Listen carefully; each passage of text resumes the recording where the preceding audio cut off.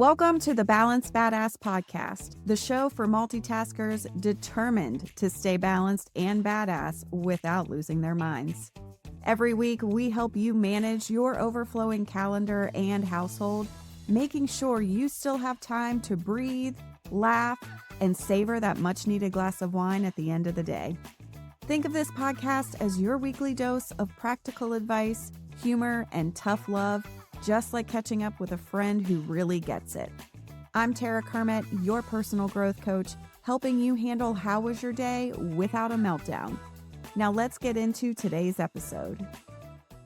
Hey, it's been a minute, huh?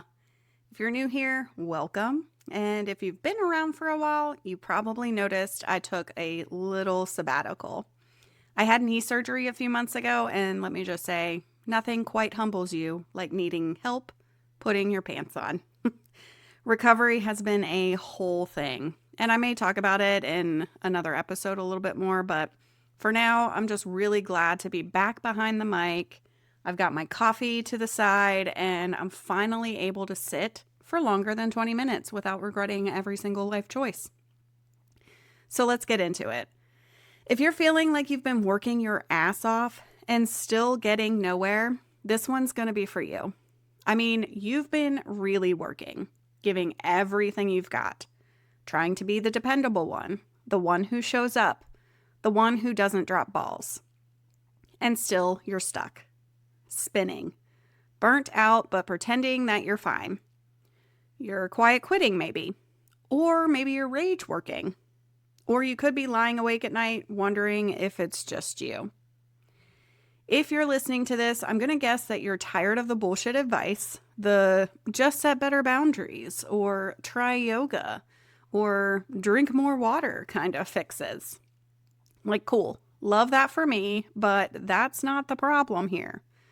The problem is you're doing everything right and still feel behind. Still feel like you are not doing enough. Still feel like the reward for being the most capable person in the room is just more responsibility and more work. You keep showing up and the finish line keeps moving. You are praised when it's convenient, but overlooked when it counts. And part of you is wondering if this is just how it's going to be forever. Let's name the actual thing happening here.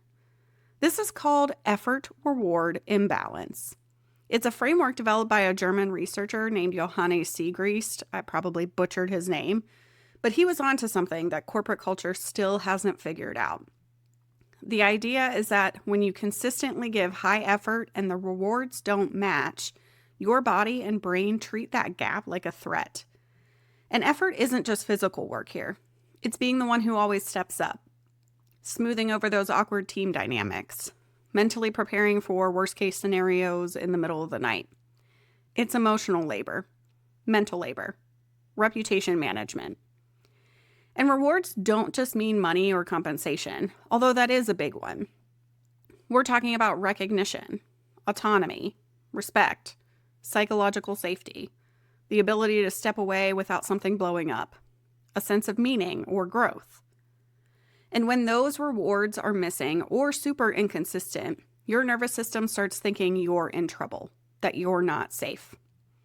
Because in nature, expending energy without return is dangerous. It's unsustainable. It's what happens right before you starve. And your body knows that. It doesn't care that your job is on Zoom and not in the wild. It reads the threat the same way. So you shift into hypervigilance. You start bracing, maybe hustling harder, probably over-preparing, checking everything 1,000 times just in case. You keep giving, hoping that something will finally click, that someone will finally notice, that if you just hang on a little longer, then it'll get better. But it doesn't. So then you go from being a little stressed to your system being on fire 24/7 in what feels like the blink of an eye.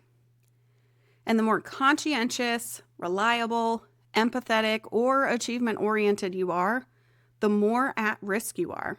Because people like us don't just try harder. We stay longer. We overfunction. We absorb the dysfunction so others don't have to feel it.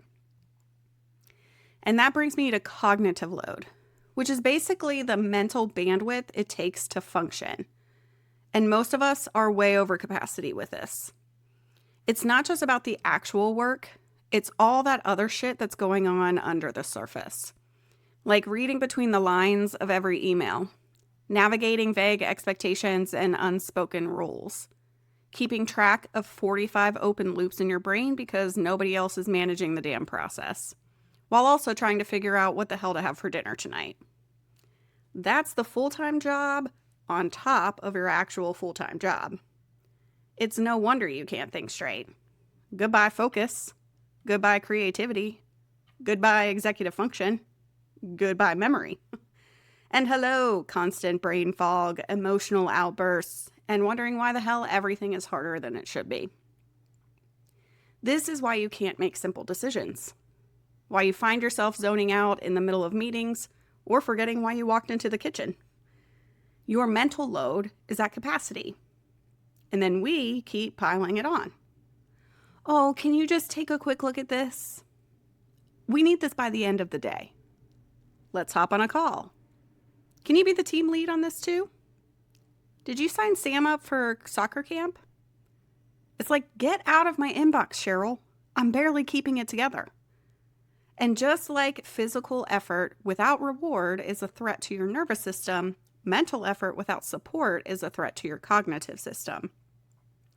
And what's crazy is that you can be sitting at your desk and burning through your mental bandwidth like you just ran a marathon, because you're constantly flipping between roles, solving problems in your head, buffering against potential fallout, and managing everyone else's expectations. It's exhausting, but it's not like you can point to what wore you out. You didn't go out and dig a ditch. You weren't on your feet for 10 hours, but yet you feel depleted because your cognitive load has been at max capacity since the time you woke up and it never let up. And eventually your brain stops trying to keep up. There's a point where your system looks around and goes, all right, well, we've done everything and nothing changes. So what the hell's the point? That's the shift from burnout to futility. Like, you know, when you've been going full speed for weeks or even months, and one day you just kind of hit a wall. You're not even sure really what triggered it. Like, nothing catastrophic happened, but suddenly everything feels pointless. You're sitting at your desk, or in a meeting, or opening your laptop, and then it hits you like a ton of bricks. I don't care. I can't care. Not even a little. You're staring at a spreadsheet, or a slide deck, or your inbox, and you're thinking, what the actual hell are we doing here? That's what I'm talking about. Your system can't sustain the performance anymore. So it literally pulls the emergency brake. It numbs you out. It detaches you. It distances you from the stress. You start to feel like a shell of yourself. You go emotionally offline. Your body's trying to protect you from further depletion, further disappointment, and further harm. This is what we call protective detachment. It's your mind and body saying they're not going to let you keep showing up in spaces that only take from you, not unless something changes. And that sounds noble in theory, but it is quite terrifying when you're living it, especially if you are someone who used to care deeply, someone who found meaning in your work, someone who felt a sense of purpose in being the go-to, the glue, the one who could always be counted on. Suddenly, the thing that gave you identity feels empty. The energy that once fueled you is gone. The pride that you took in being reliable and capable is now replaced with numbness, guilt, confusion. And when this sets in, you start turning on yourself. You start wondering if you've become flaky or unmotivated or broken. But it's a completely logical, intelligent human response to the emotional math not adding up for way too long. You gave, you adapted, you tried, and the system didn't meet you halfway, it just kept taking. That's the loop of learned futility. It starts with stress, then turns into depletion, then disconnection. But here's the thing I need you to hear before we go any further. That loop is breakable. It's not easy, and it's not instant, and it's not going to happen just because you listened to this podcast and had a little aha moment. But now that you've named it, you can start figuring out what to do with it. I'll be honest, and you know this, there's no one-size-fits-all recovery plan for anything.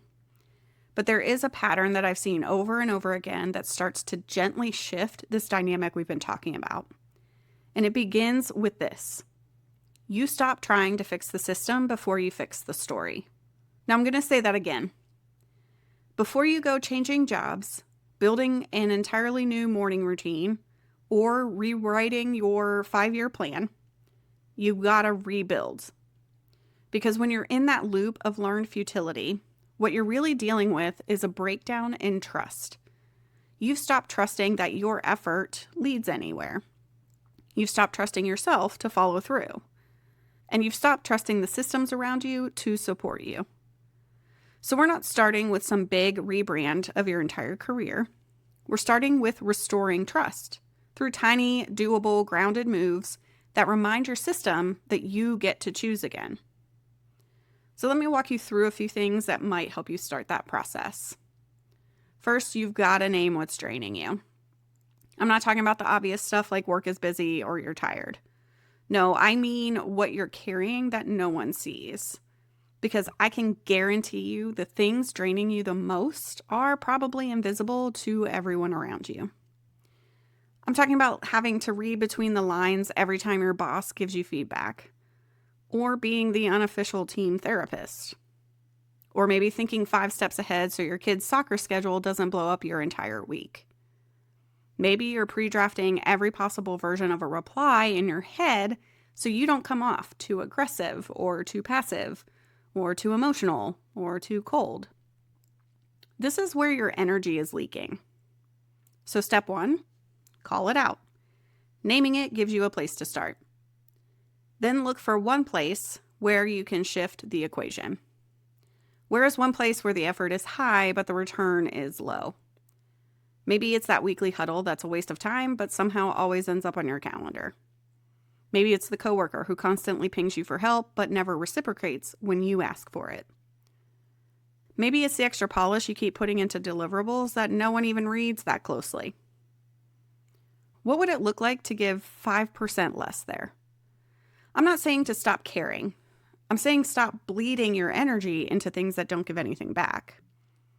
Even a small recalibration can help your nervous system, and that matters more than you think.